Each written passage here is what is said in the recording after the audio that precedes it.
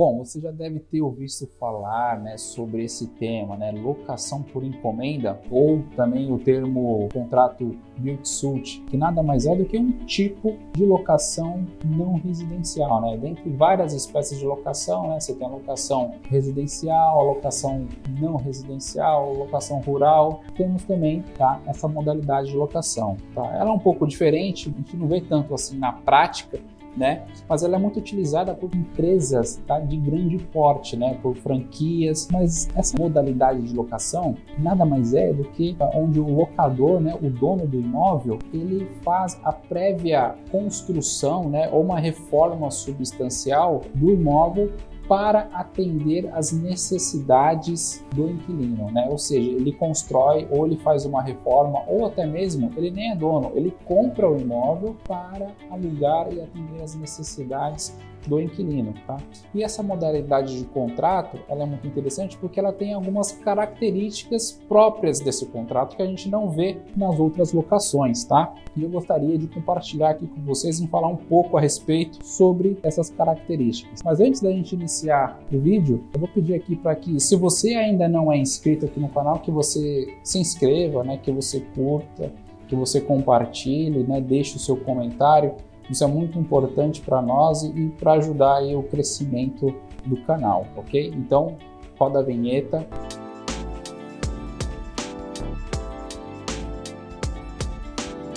Bom, pessoal, a locação por encomenda, ela está prevista na Lei do Inquilinato, na Lei 8.245 de 1991, mais especificamente no artigo 54A, Onde, resumidamente, diz o seguinte, que é uma locação não residencial, onde o locador ele faz a aquisição ou construção ou até mesmo uma substancial reforma no imóvel com o objetivo de atender às necessidades do inquilino. E a primeira característica que a gente pode destacar, é que esse é um contrato não residencial, Não tem como você falar sobre locação por encomenda numa locação residencial ou numa locação rural. Ela é específica sobre locações não residenciais urbanas. Então, a segunda característica também é que essa locação, ela tem essa peculiaridade, que é o locador ele fazer a aquisição ou construção ou reforma substancial no imóvel locado. Tem que estar específico, essa previsão no contrato, que é uma característica própria desse tipo de contrato. E essa construção ou reforma tem que constar no contrato, ou seja, se o inquilino ele tem um desejo de alocar um imóvel, ele fala para o locador o seguinte, eu quero um imóvel dessa forma aqui. Então ele apresenta uma planta, um memorial descritivo de como essa construção ou reforma vai ser feita. E isso tem que estar no contrato, Então essa é uma outra característica, O outro ponto também que a gente pode destacar é que essa locação ela tem que ser por prazo determinado, E normalmente esse prazo costuma ser longo, 10, 15, 20, 30 anos, para dar tempo do locador recuperar o investimento que ele fez na construção, reforma ou aquisição. Agora aqui eu vou falar sobre duas características que interessam muito ao locador, que é possível a gente fazer nesses contratos, onde a gente não consegue fazer nas locações comuns, A primeira delas, que é a possibilidade do locador inserir uma cláusula no contrato renunciando o direito à revisão durante o prazo do contrato. Ou seja, esse direito à ação de revisão é um direito onde qualquer uma das partes pode propor uma ação para reajustar o valor do aluguel ao preço de mercado, ou seja, mas nessa modalidade aqui específica, as partes podem convencionar essa renúncia ao direito, E essa renúncia, ela tem que ser para ambas as partes. Por quê? Porque a finalidade desse contrato também é garantir o retorno, do capital investido pelo locador na construção ou reforma. Então as partes têm esse direito de pactuar no contrato essa renúncia, aonde não é possível nas locações comuns, residenciais, ou locação não residencial por encomenda. E uma outra característica também é a possibilidade de você cobrar uma multa contratual proporcional ao tempo que resta para o cumprimento do contrato.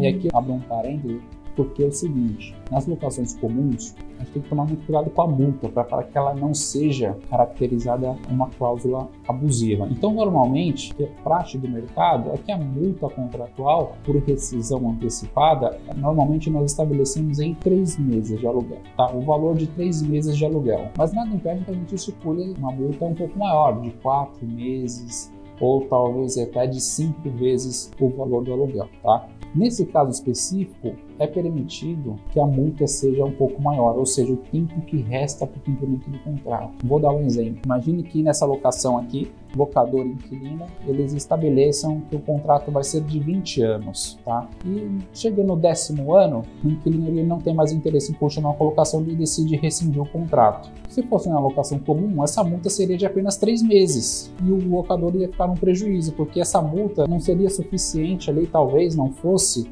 suficiente para poder ter ali de volta o dinheiro que ele investiu na construção ou reforma. Então, é permitido você colocar no contrato uma multa que ela seja proporcional ao tempo que resta do contrato. Nesse exemplo que eu dei, caso o inquilino ele resolva rescindir o contrato de locação no 10º ano, sendo que o contrato é de 20, a multa ela pode ter o valor que resta para o cumprimento do contrato, ou seja, uma multa do valor de 10 anos de aluguel. É uma multa alta? Sim, é uma multa alta. Ah, Felipe, mas não é desproporcional, não é injusto? Se você pensar pelo lado do locador, talvez não, porque ele, na verdade, o locador ele só construiu, ele só reformou ou ele só comprou esse imóvel para atender às necessidades do inquilino. Ou seja, ele fez esse contrato por esse prazo, por esse valor de aluguel, pensando no seu retorno. Ou seja, eu preciso ter um retorno financeiro. E se o inquilino ele rescinde antes esse contrato, ele rescinde antecipadamente, o locador vai ficar num prejuízo. Então, pensando por esse lado, por isso que a lei estabeleceu essa possibilidade, ok? Então, pessoal, esse aqui é um pouco do que é o contrato de locação por encomenda, né? Deu para vocês entenderem um pouco, espero que tenha contribuído, né? Sido esse vídeo esclarecedor. E é isso, pessoal, peço que vocês compartilhem esse vídeo com quem vocês acham que se interessa pelo assunto e faz um favor, deixa aqui no comentário um tema para que eu possa fazer os próximos vídeos, né? Sempre voltado ao direito imobiliário, pode ser área de condomínio, compra e venda, uso capião, regularização de imóvel. Vai ser um prazer estar respondendo vocês, ok? Um abraço e até a próxima.